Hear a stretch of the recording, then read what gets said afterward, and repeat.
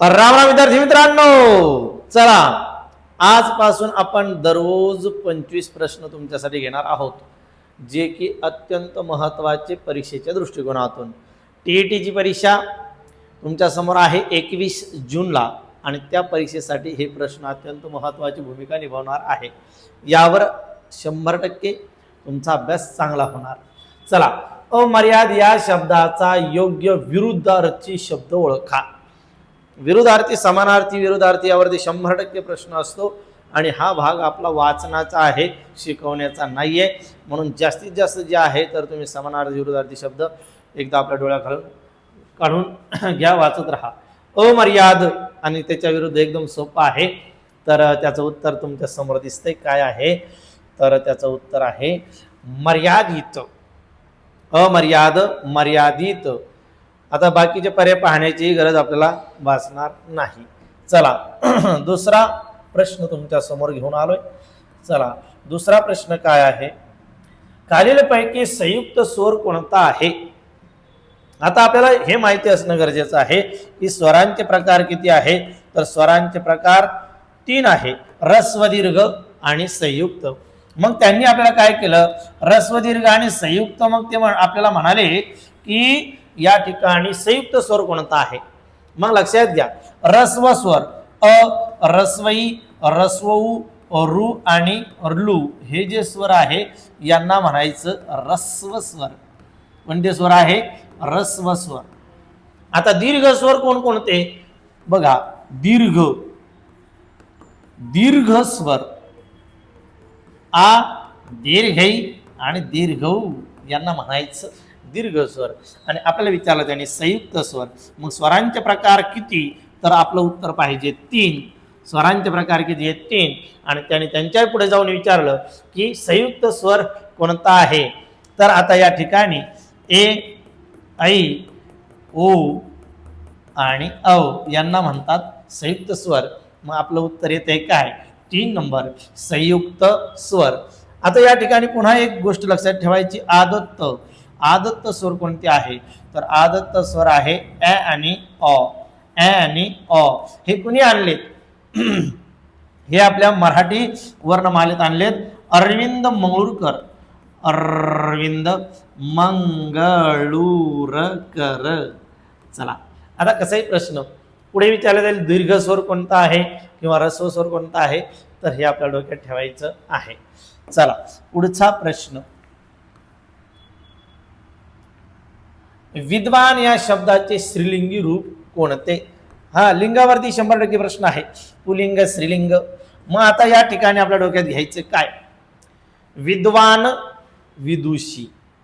हा इथं आता विद्वान हा तत्सम शब्द आहे. कोणता, तत्सम म्हणजेच कोणता, संस्कृत. आता संस्कृत शब्दाचं जे आहे विद्वान, विदुषी, राजा, राज्ञी, म्हणजे या ठिकाणी ग्रंथकर्ता, ग्रंथकर्ती. तत्सम शब्दाचं स्त्रीलिंगी रूप इकारांत होतं. कसं होतं, इकारांत. विद्वान, तर आपलं उत्तर काय पाहिजे, विदुषी, विदुषी. हा आता या ठिकाणी 2 पर्याय आलेले आहे, सारखेच चुकीने झाले असेल, पण दोहीतून कोणताही एक दिलं तरी हरकत नाही. तर चला, विद्वान, विदुषी याच्याबद्दल काही जास्त बोलायची गरज नाही. तत्सम शब्द आहे. तत्सम शब्द ग्रंथकर्ता, ग्रंथकर्ती, राजा, राज्ञी, त्यानंतर विद्वान, विदुषी. चला पुढे चला, संधी करा. हा आता वर्णमालेवर आधारित संधी आहे आपलं. मग संधीवरती प्रश्न विचारला, कवी अधिक ईश्वर. आता कवी अधिक ईश्वर संधीचे 3 प्रकार आहेत, स्वर संधी, व्यंजन संधी, विसर्ग संधी. संधीचे प्रकार किती असं जर विचारलं तर किती सांगायचं, 3 सांगायचं. मग संधीचे प्रकार किती, 3. कोणकोणते, स्वर संधी, व्यंजन संधी आणि विसर्ग संधी. मराठी संधीचे 2 प्रकार पडतात, एकाला म्हणलं पूर्वरूप संधी आणि दुसरीला म्हणलं पररूप संधी. आता इथे शब्द दिला आपल्याला कवी, कवी इथं आहे ई, अधिक ईश्वर पुन्हा इथे आहे ई. मग ई अधिक ई बरोबर दीर्घ ई. मग कवी अधिक ईश्वर या ठिकाणी शब्द जोडायचा दुसरी वेलांटी, कवी श्वर, म्हणजे ही ई निघून गेली, यातलं ई आणि हे ई दोन्ही मिळून दीर्घ ई तयार झालं. याला म्हणतात सजातीय स्वर संधी, दीर्घत्व संधी. सजातीय सारख्या जातीचे स्वर एकमेकाच्या समोर आल्याच्या नंतर दीर्घ स्वर तयार होतो. अच्या पुढे जर अ आलं तर आ तयार होतो. त्याच पद्धतीने अच्या पुढे जर आ आला तरी काय तयार होतं, आ तयार होतो. त्याच पद्धतीने रस्वईच्या पुढे रस्वई आलं किंवा दीर्घई आलं तर काय तयार होतं, दीर्घई. याला म्हणतात सजातीय स्वर संधी. कवी अधिक ईश्वर, काय तयार झालं, कवीश्वर. कोणता, आता या ठिकाणी पर्याय आहे आपला 4 नंबर, कवीश्वर. मग संधीचे 3 प्रकार डोक्यात ठेवा आणि चला पुढे, वेळ न वाया घालवता आपण फास्ट चालूया. प्रश्न क्रमांक 5, घोडा या शब्दाचे अनेक वचन काय होईल. हे तर एकदम सोपं आहे, घोडा, घोडे, असेच सोपे प्रश्न येतात, काही अवघड नाही. घोडा, तो घोडा पुलिंगी शब्द आहे आणि त्याचं आपल्याला अनेक वचन करायचं तर काय झालं, घोडा, घोडे, रस्ता, रस्ते, डबा, डबे. आकारांत पुलिंगी नामाचे अनेक वचन एकारांत होते. नियम आहे, काय आहे, आकारांत पुलिंगी नामाचे अनेक वचन एकारांत होते. रस्ता, रस्ते, डबा, डबे, वडा, वडे, तसं घोडा, घोडे, घोडा, घोडे. म्हणजे आपलं उत्तर काय, 1 नंबर. डोळे गुरुजी आले हो, अवघड सोपे झाले हो. चला, नाचत गात हसत खेळत शिकायचं, ताण घ्यायचा नाही. तो मुलगा हुशार आहे, या वाक्यातील हुशार हे काय आहे, हुशार कोण, मुलगा हुशार आहे. नामाबद्दल विशेष माहिती सांगणारा शब्द, नामाची व्याप्ती मर्यादित करणारा शब्द. नामाची व्याप्ती कशी करतो, तो मर्यादित करतो, त्याला म्हणतात विशेषण. नामाबद्दल विशेष माहिती सांगणारी जात, त्याचं नाव काय आहे, विशेषण.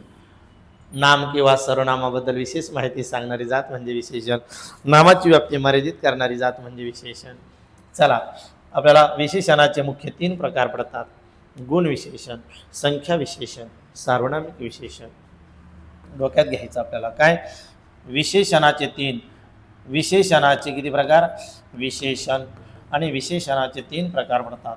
एकाला म्हटलं गुण विशेषण, दुसऱ्याला म्हटलं संख्या विशेषण आणि तिसऱ्याला सार्वनामिक विशेषण. बघा, विशेषणाचे 3 प्रकार कोणकोणते, गुण विशेषण, संख्या विशेषण, सार्वनामिक विशेषण. पुन्हा संख्या विशेषणाचे 5 प्रकार पडतात, गणना, क्रम, आवृत्ती, पृथकत्व, अनिश्चित. यावरतीही प्रश्न TATला विचारलेला आहे. संख्या विशेषण, आवृत्तीवाचक संख्या विशेषण, पृथकत्ववाचक संख्या विशेषण. तुम्हाला जरी सविस्तर शिकायचं असेल तर आपलं ॲप आहे घे भरारी डोळे गुरुजी, याच्यावरती संपूर्ण टॉपिक एकदम शांत चित्ताने आणि हसत गात खेळत नाचत शिकवलेले आहे. फक्त ती बॅच 100 रुपयात आहे, तुम्ही कधी घेऊ शकता आणि बघू शकता. पुढचा प्रश्न आहे, चाचीचे हे प्रत्यय कोणत्या विभक्तीचे आहेत. सर्वप्रथम आपल्याला माहिती पाहिजे, मराठीमध्ये 8 विभक्त्या मानल्या जातात. 8 विभक्त्या, त्या 8 विभक्तीचे प्रत्यय, प्रथमेला प्रत्यय नाही, द्वितीयेचे प्रत्यय सलाते सलानाते, तृतीयेचे नेसी निसीही, तृतीयाचे, चतुर्थीचे सलाते सलानाते, पंचमीचे ऊन होऊन, षष्टीचे चा ची चे चा ची चे चा, सप्तमीचे तय्या तय्या आणि संबोधनचे अनेक वचनात नो किंवा ओ. म्हणजे या ठिकाणी चा ची चे हे कुणाचे आहे, तर हे आहे षष्ठी, एक षष्ठी. कुणाचे आहे, षष्ठी. एकदम सोपं आहे. म्हणून विभक्तीवरती 100% प्रश्न असतो. विभक्तीचे प्रत्यय पाठ करून ठेवा. प्रथमेला प्रत्यय नाही, द्वितीयाचे सलाते सलानाते, तृतीयाचे नेसी निसी, चतुर्थीचे सलाते सलानाते, पंचमीचे ऊन होऊन, षष्टीचे चाचीचे चा, सप्तमीचे तय्या तय्या, संबोधनच्या अनेक वचनात नो किंवा ओ. जय हिंद, जय भारत, जय महाराष्ट्र. चला, शेतकरी शेती नांगरते वाक्यातील प्रयोग ओळखा. सर्वप्रथम प्रयोग म्हणजे काय, तर कर्ता व कर्म यांचा क्रियापदावर चालणारा हुकूम म्हणजे प्रयोग. मग या ठिकाणी लक्षात घ्यायचं, कर्तरी, कर्मणी आणि भावे 3 प्रकार पाडले. कशाचे, प्रयोगाचे. प्रयोगाचे 3 प्रकार पडतात, कर्तरी, कर्मणी, भावे, कर्तरी, कर्मणी, भावे, कर्तरी, कर्मणी, भावे. चला, प्रयोगाचे 3 मुख्य प्रकार पडतात. यावरही प्रश्न विचारला जातो की प्रयोगाचे प्रकार किती, तर सांगायचे किती, 3. कोणकोणते, कर्तरी, कर्मणी, भावे. आता त्याने विचारलं आपल्याला, शेतकरी शेत नांगरतो आता नांगरणारा कोण आहे? शेतकरी. शेतकरी मूळ नाव आहे, म्हणजे शेतकरी या शब्दाला प्रत्यय लागलेला नाही. प्रत्यय लागलेला नाही म्हणजे त्याचा प्रयोग असतो कर्तरी प्रयोग. मग कर्म असेल सकर्मक म्हणा, कर्म नसेल अकर्मक म्हणा. मग या ठिकाणी नांगरण्याची क्रिया कशात घडली? शेतात घडली, म्हणजे या ठिकाणी तो सकर्मक कर्तरी प्रयोग आहे. मग त्यांनी विचारलं आपल्याला कोणता प्रयोग आहे, तर आपलं उत्तर पाहिजे कर्तरी. आणि त्याच्यातही जर त्याने खोल विचारला असेल तर सकर्मक कर्तरी प्रयोग. मग प्रयोगाचे किती प्रकार आहे? किती प्रकार? 3. कर्तरी कर्मणी भावे. पुन्हा त्याच्यामध्ये मिश्र प्रयोग आहे, संकर प्रयोग. त्याच्याबद्दल तुम्हाला शिकायचं असेल तर हे ॲप घ्या आणि त्याच्यावर जा. चला पुढचा प्रश्न आहे, पंचवटी या शब्दाचा समास कोणता? पंचवटी पंचवटी पंचवटी 5 वडांचा समूह. पंचपाळे. पंचपाळे सप्ताह. ज्या शब्दाचं पहिलं पद हे संख्यापद असतं आणि ते एक समूह सूचित करतं त्याचा समास असतो द्विगु समास. तत्पुरुष समासाचा तो एक प्रकार आहे द्विगु समास. ज्या समासामध्ये पहिले पद हे संख्यापद असते आणि ते समूह सूचित करते. नवरात्र. नवरात्रींचा समूह. पंचपाळे 5 पाळ्यांचा समूह. पंचवटी 5 वडांचा समूह. पहिले पद संख्यापद. पहिले पद संख्यापद. पहिले पद संख्यापद. आणि मग त्यातलं उत्तर काय पाहिजे? द्विगु. द्विगु समास. घुसला का डोक्यामध्ये? चला पुढे. हे वारंवार तुम्ही म्हणाल खाली का पाहता गुरुजी, हे बंद पडलं का गोंधळ होतो, म्हणून खाली पाहतो. चला, डोळा या शब्दाचा समानार्थी शब्द कोणता? डोळा. आपला आडनाव डोळे. डोळे. नयन, लोचन, अक्षु, चक्षु, अक्षु नाही चक्षु, अंबू, लोचन आलेलं आहे. मग याच्यात डोळा. डोळे हे अत्यंत महत्त्वाची भूमिका करतात. आपले पंचज्ञानेंद्रियापैकी डोळे हे ज्ञानेंद्रिय आहे आणि डोळ्याद्वारे आपण 83% ज्ञान घेतो आणि डोळे गुरुजीद्वारे आपण 100% ज्ञान घेणार आहोत. चला, आपले हे डोळे जे पंचज्ञानेंद्रियापैकी 83% आहे. कान 11% आणि डोळे 83%. कान आणि डोळे 94% ज्ञान देतात आणि बाकीचे राहिलेले 6%. चला, डोळा लोचन. डोळा लोचन. डोळा लोचन. मुलांनी गुरुजींना मान द्यावा या वाक्यातील प्रयोग ओळखा. मी आत्ता सांगितलं प्रयोगाचे किती प्रकार आहेत? 3. कर्तरी कर्मणी भावे. आता यांनी सांगितलं मुलांनी गुरुजींना मान द्यावा. आता देणारे कोण आहे? मुलं आहे. कर्त्याला प्रत्यय आहे म्हणजे कर्तरी प्रयोग होऊ शकत नाही. मग देण्याची क्रिया कशावर घडली? गुरुजीवर घडली. गुरुजी ना प्रत्यय लागलेला आहे म्हणजे कर्माला प्रत्यय म्हणजे कर्मणी प्रयोग नाही. मग राहिलं कोण? भावे प्रयोग. जेव्हा कर्त्याला व कर्माला दोहीला प्रत्यय असतं त्या वाक्याचा प्रयोग असतो कोणता? भावे प्रयोग. कर्त्याच्या व कर्माच्या लिंग वचनानुसार क्रियापद बदलत नाही म्हणून त्याला काय म्हणलेलं असतं? भावे प्रयोग. मुलांनी. आता मुलांनी तर आपण मुलांनी काढा आणि मुलींनी टाका. मुलींनी गुरुजींना मान द्यावा. क्रियापद बदललेलं नाही म्हणजे कर्त्याचा हुकूम चालत नाही. आता करता तसाच ठेवा, कर्म बदला. आपण म्हणलं मुलींनी बाईंना मान द्यावा. कर्म बदललं तरी क्रियापद बदललेलं नाही म्हणजे या ठिकाणी कर्त्याचा व कर्माचा हुकूम चालत नाही म्हणून त्याचा प्रयोग कोणता आहे? भावे प्रयोग. 12 नंबरचा प्रश्न आहे, यथाशक्ती शब्दाचा समास ओळखा. यथाशक्ती, यथा न्याय, आमरण, आ जन्म, आ यथाप्रती. आ यथाप्रती हे संस्कृत उपसर्ग लागून तयार झालेला शब्द अवयभाव समासाचं उदाहरण असतो. आ यथाप्रती. बघा, समासाचे 4 प्रकार पडतात. एकाला म्हटलं अवयभाव समास, तत्पुरुष समास, द्वंद्व समास आणि बहुव्रीही समास. समासाचे किती प्रकार? 4. कोणकोणते? अवयभाव समास, तत्पुरुष समास, द्वंद्व समास, बहुव्रीही समास. यांनी काय विचारलं आपल्याला? यथाशक्ती. आ यथाप्रती हे संस्कृत उपसर्ग लागून तयार झालेला प्रत्येक शब्द आ यथाप्रती हा अवयभाव समासाचं उदाहरण असतो. हर बर दर बिन बेला गैरबे हे फारसी उपसर्ग लागून तयार झालेला शब्द अवयभाव समासाचं उदाहरण असतो. आणि मराठी शब्दाची द्विरुक्ती, घरोघरी, दारोदारी, गल्लोगल्ली हे अवयभाव समासाची उदाहरणे असतात. चला, मग आपलं उत्तर काय पाहिजे? अवयभाव समास. स्वतः हे कोणत्या प्रकारचे? स्वतः हे कोणत्या प्रकारचे सर्वनाम आहे? स्वतः हे या ठिकाणी पुरुषवाचक, संबंधी, दर्शक, आत्मवाचक. आता पुरुषवाचक केव्हा असतं? जेव्हा ते वाक्याच्या सुरुवातीला येतं. पण जेव्हा ते आपल्याला फक्त एकटं विचारलं जातं तेव्हा त्याला आत्मवाचक म्हणायचं असतं. पुरुषवाचक मध्ये येतं पुरुषवाचकमध्ये प्रथम पुरुष, द्वितीय पुरुष, तृतीय पुरुष हे मध्ये येतं. मग आता या ठिकाणी लक्षात घ्यायचं, त्याला म्हणायचं आत्मवाचक. सर्वनामाचे या ठिकाणी मुख्य 6 प्रकार पडतात. पुरुषवाचक, दर्शक, संबंधी, प्रश्नार्थक, अनिश्चित आणि आत्मवाचक. कशाचे? सर्वनामाचे 6 प्रकार आहे. त्यांनी आपल्याला विचारलं काय, तर स्वतः हे कोणत्या प्रकारचे सर्वनाम आहेत, त्याला म्हणायचं आत्मवाचक. चला सविस्तर याला वेळ नाही घ्यायचा आपल्याला जास्त. अ आणि आ हे कोणत्या प्रकारचे वर्ण आहेत? अ आ सजातीय स्वर. एकाच उच्चार स्थानाच्या स्वरांना सजातीय स्वर म्हणतात. एका उच्चार स्थानाच्या स्वरांना सजातीय स्वर म्हणतात.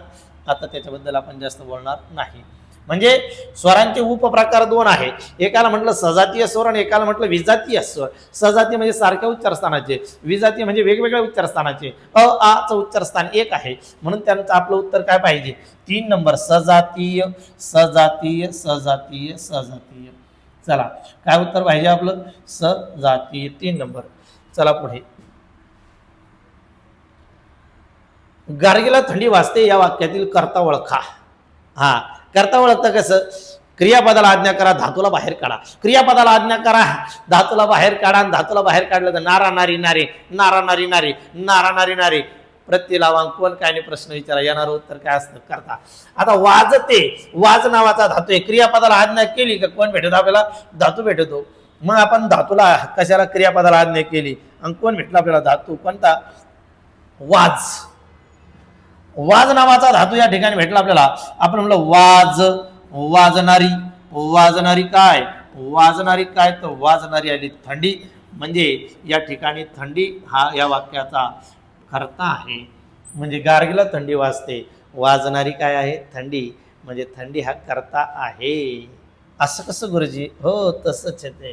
क्रियापदाला आज्ञा करा, धातूला बाहेर काढा. नारा नारी नारे पैकी एक प्रत्यय लावा, कोण काय नाही प्रश्न विचारा. येणार उत्तर काय असतं? कर्ता असतं. पांढरा या शब्दाचे भाववाचक नाम कोणते आहे? हा, भाववाचक नाम कोणते? पांढरा. हा, सामान्य नाम व विशेष नामाला काही प्रत्यय लावल्याच्या नंतर त्याचे भाववाचक नाम तयार होतात. आता या ठिकाणी पांढरा विशेषणे. हा, सामान्य नाम आणि विशेषणे. विशेष नाम म्हणलं का मी? लक्षात घे, दुरुस्त करा. सामान्य नाम व विशेषणे यांना काही प्रत्यय लागून काय तयार होतात? भाववाचक नामे तयार होतात. जसं की त्व. हा, आपण म्हणलं शत्रुत्व, नेतृत्व, कर्तृत्व. त्यानंतर पणा, लहानपणा, बालपण, प्रामाणिकपणा, बालपणा, पणपणा.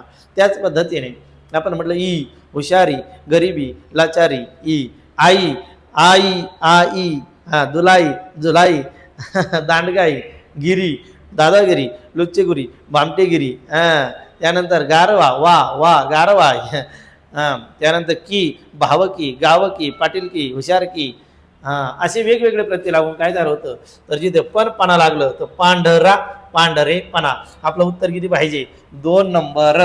आपलं उत्तर किती पाहिजे? 2 नंबर. पांढरेपणा, पांढरा. पांढरा या विशेषणाला, पांढरा या विशेषणाला पणा लागलं, पांढरेपणा शब्द तयार झाला. ते कोणतं नाम झालं? भाववाचक नाम तयार. पुढचा प्रश्न आहे, रामाकडून रावण मारला गेला. प्रयोग ओळखा. रामाकडून रावण मारला गेला जेव्हा कर्त्याला कडून प्रत्यय लागलेलं असतं. जसा आपला ऍक्टिव्ह आणि पॅशिव्ह व्हाईस असतो. पॅशिव्ह व्हाईस इंग्लिश मधला पॅशिव्ह. हा, त्यालाच काय म्हणतात? नवीन कर्मणी म्हणतात. पॅशिव्ह व्हाईसला काय म्हणतात? नवीन कर्मणी. कुणाला? पॅशिव्ह. चला हा, ऐका. इंग्रजीतला passive. I write a letter. A letter written by me. माझ्याकडून. तसं रामाकडून रावण मारला गेला. मारणारा कोण आहे? राम आहे. म्हणजे राम कोण आहे? कर्ता. कर्त्याला काय लागलं? कडून. नेहमी लक्षात ठेवा, जेव्हा जेव्हा कर्त्याला कडून प्रत्यय लागलेला असतो तेव्हा त्याचा प्रयोग असतो नवीन कर्मणी. कर्त्याला, हा, न्यायाधीशाकडून दंड आकारण्यात आला. नवीन कर्मणी. शिपायाकडून दंड आकारण्यात आला. चोर पकडण्यात आला. या ठिकाणी काय? नवीन कर्मणी. लक्षात काय ठेवायचं? कर्त्याला कडून प्रत्यय लागलं, नवीन कर्मणी. काही त्याला खवखवे या म्हणीचा अर्थ काय? काही त्याला खवखवे, जो वाईट काम करतो त्याला मनात धास्ती वाटते. डन. 1 नंबरच येते पटकन.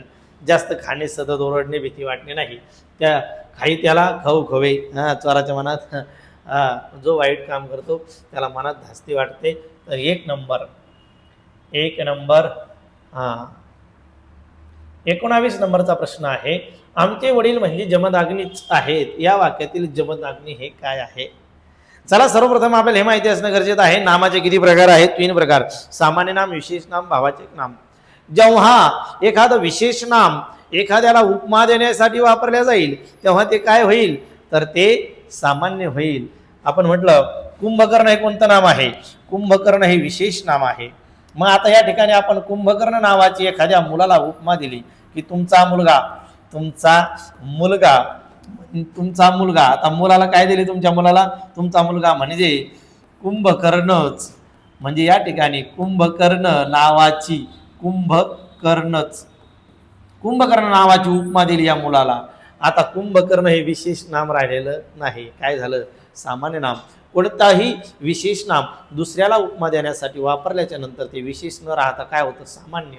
मग आमचे वडिलांना जमदाग्नी नावाची उपमा दिली. मूळतः जमदाग्नी विशेष नाम आहे, ऋषीचं नाव येते. मग ते विशेष नामाची या ठिकाणी वडिलांना उपमा दिली. जमदाग्नी म्हणजे अतिशय रागीट व्यक्ती. आमचे वडील कसे रागीट आहे असा त्याचा अर्थ होतो. म्हणून आता ते विशेष नाम न राहता काय झालेलं आहे? सामान्य नाम झालेलं आहे. घुसते वाक्यात. चला, अनुज या शब्दाचा विरुद्धार्थी शब्द. अनुज, अग्रज. अनुज म्हणजे शेवटी जन्मलेला आणि अग्रज म्हणजे सुरुवातीला जन्मलेला, आधी जन्मलेला. अनुज, अग्रज. शुद्ध शब्द ओळखा. आता या ठिकाणी शुद्ध शब्द अत्यंत महत्वाचा, याच्यावरही प्रश्न विचारला जातो. मग कुटुंब, दुसरा उकार, पहिला उकार, दुसरा उकार, पहिला उकार, पहिला. तर या ठिकाणी कुटुंब, तर आपलं उत्तर पाहिजे शुद्ध शब्द या ठिकाणी कुटुंब असा आहे. कुटुंब. चला, शुद्ध शब्द याच्याबद्दल नियम आहे. आपल्या शुद्ध लेखनाचा कोर्स आहे, तो जर तुम्ही केला तर कधीच आपला शुद्ध लेखनाचा मार्ग जाणार नाही. पुन्हा संधीवर प्रश्न आला. दिगंबर या शब्दाचा संधी विग्रह करा. आता या ठिकाणी दिगंबर, ग हे 3 नंबरचं अक्षर आहे. मग घडलं काय? दिक अधिक अंबर, दिक अधिक अंबर, दिक, कचा पाय मोडला, अधिक अंबर म्हणजे क जातं आणि कच्या ठिकाणी तिसरं अक्षर येतं, क, ख, ग. त्याला तृतीय व्यंजन संधी म्हणतात. मग दिक अधिक अंबर, दिगंबर, दिगंबर, दिक अधिक अंबर, दिगंबर, दिक अधिक अंबर. तृतीय व्यंजन संधी. प्रथम व्यंजन संधी तिसरे जाते पहिले आले, तिसरे जाते पहिले येते तेव्हा प्रथम व्यंजन संधी. आता पहिले गेले आणि 3 नंबरचे आले, क, ख, ग 3 नंबरचं आलं. हे तृतीय व्यंजन संधीचं उदाहरण आहे. म्हणजे दिक अधिक अंबर, दिगंबर, दिगंबरा, दिगंबरा, श्रीपाद वल्लभ दिगंबरा. पाय या शब्दाचे सामान्य रूप काय होईल? पाय. बघा बरं का, पाय या शब्दाला आपल्याला सामान्य रूप करायचं. सामान्य रूप करताना त्याला काय करायचं? वेगवेगळे प्रत्यय लावायचे. आता पाय मूळ शब्द आहे, याला त प्रत्यय लावा, ला लावा, चे लावा, हुन लावा, वेगवेगळे प्रत्यय लावा. आता आपण पाय, मग मूळ शब्द पाय, पाया, त लागण्याआधी काय झालं? पाया. आपण म्हणतो पायाला, पाया नंतर लागलं ला, पाया ला. म्हणजे ला लागण्याच्या आधीचा बदल म्हणजे सामान्य रूप. मग पाय शब्दाचं सामान्य रूप काय येईल? पाया. वेगवेगळे प्रत्यय लावायचे आणि प्रत्ययाच्या आधीच्या बदलाला काय म्हणायचं? सामान्य रूप. जसं की घर आहे आणि आपल्याला लावायचं आहे त्याला ला, तर मग घर शब्दाचं सामान्य रूप काय होईल? घरा नंतर लागलं ला, घराला, लाल काढून टाका, मूळ सामान्य रूप काय आहे? घरा. चला, सविस्तर शिकायचं, घे भरारी घ्या. त्याच्यावर लगेच तुम्हाला 100 रुपयात पूर्ण व्याज दिलेली आपण. तय आहे कोणत्या विभक्तीचे प्रत्यय आहे? पुन्हा विभक्तीवर प्रश्न आला. विभक्ती 8 प्रकारचे तुम्हाला सांगितलं मी. प्रथमा, द्वितीय, तृतीय, चतुर्थी, पंचमी, षष्ठी आणि सप्तमी. तय्या हे जे प्रत्यय आहे ते आहे कुणाचे? ते आहे सप्तमीचे. सप्तमी बाई, सप्तमी ग, सप्तमी बाई, सप्तमी. आणि शेवटचा 25वा प्रश्न तुमच्यासाठी आजचा. आईने मुलाला निजविले, आईने मुलाला निजविले. क्रियापदाचा प्रकार ओळखा. आईने मुलाला निजविले क्रियापदाचा प्रकार ओळखा. तर या ठिकाणी लक्षात घ्यायचं, क्रिया दाखविणारा शब्द जो वाक्याचा अर्थ पूर्ण करतो त्याचं नाव क्रियापद असतं. क्रियापदाचे मुख्य प्रकार दोन पडतात, एकाला म्हटलं सकर्मक क्रियापद आणि एकाला म्हटलं अकर्मक क्रियापद. आता पुढचे जे प्रकार आहेत त्याच्यामध्ये मग शक्य क्रियापद आहे, प्रयोजक क्रियापद आहे, संयुक्त क्रियापद आहे, सहाय्यक क्रियापद आहे, करणरूप क्रियापद आहे, अकरणरूप क्रियापद आहे, संयुक्त क्रियापद आहे, भाववर्धक क्रियापद आहे, अनियमित क्रियापद आहे, करणरूप हे, अकरणरूप हे, भरपूर आहे. चला मग आईने मुलाला निजविले क्रियापदाचा प्रकार ओळखा. मग आता या ठिकाणी आईने मुलाला निजविले बाह्य घटक क्रिया करण्यास प्रेरित करत असेल तर त्या वाक्यातील क्रियापदाला प्रयोजक क्रियापद असे म्हणतात. बाह्य घटक मुलगा स्वतः, ते बाळ जे आहे मुलाला निजविते, बाळ स्वतः झोपत नसून आई त्याला प्रेरित करते, झोप बाळा झोप, झोप बाळा झोप. म्हणजे बाह्य घटक जेव्हा क्रिया करण्यास प्रेरित करतो ते वाक्याचं क्रियापद असतं प्रयोजक क्रियापद. असेच तुम्हाला दररोज मी 25 प्रश्न आणि त्याचे स्पष्टीकरण देणार आहोत. तुम्हाला जर हे सविस्तर शिकायचं असेल तर हे आपलं ॲप आहे घे भरारी डोळे गुरुजी नावाचं. त्याच्यावरती फक्त 100 रुपयात पूर्ण बॅच, पोलीस भरती असो, सरळ सेवा असो, TAT असो, स्कॉलरशिप असो, नवोदय असो, सर्वांसाठी स्पेशल बॅच दिलेले फक्त 100 रुपयामध्ये. आणि शुद्ध लेखन स्कोर सर्वांसाठी तो पण तुम्ही घेऊ शकता. त्यानंतर तुम्हाला जर पुस्तक पाहिजे असेल तर 98 34 89 82 13 या नंबरला तुमचा पत्ता पाठवा. 5 दिवसात पुस्तक तुमच्या घरी येईल.